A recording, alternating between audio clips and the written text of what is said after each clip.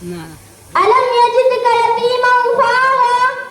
वो बिजली का कड़का थया सोते हाथी, वो बिजली का कड़का थया सोते हाथी, अरब की ज़मीं जिसने सारी हिला दी, नहीं एक लगन दिल में सबके लगा दी, एक आवाज़ में सोती बस्ती जगा दी। बिरादरान इस्लाम, आज की इस पुररौनक मजलिस में मैं जिस उन्वान पर लब कुशाई करना चाहता हूँ वो है विलादत नबवी सल्लल्लाहु अलैहि वसल्लम। हाज़िरीन मजलिस,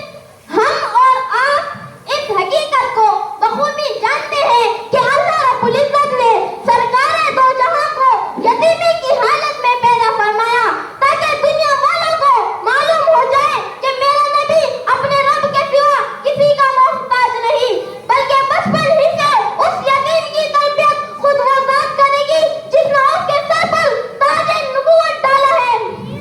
किसी ने क्या खूब कहा है, साए पसंद आए न परवरदिगार को, साए पसंद आए न परवरदिगार को, बेसाया कर दिया गया उस साएदार को।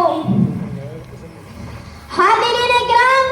आपने देखा होगा या आपने गौर किया होगा, जब बच्चा रोता है तो अम्मी अब्बू कहकर पुकारता है, लेकिन कुर्बान जाऊं रब्बे हकीम की हिकमत पर कि उसने आप सल्लल्लाहु अलैहि वसल्लम के सर से वालिदैन का साया ही उठा लिया। कि जब भी पुकारना है सिर्फ एक अल्लाह को ही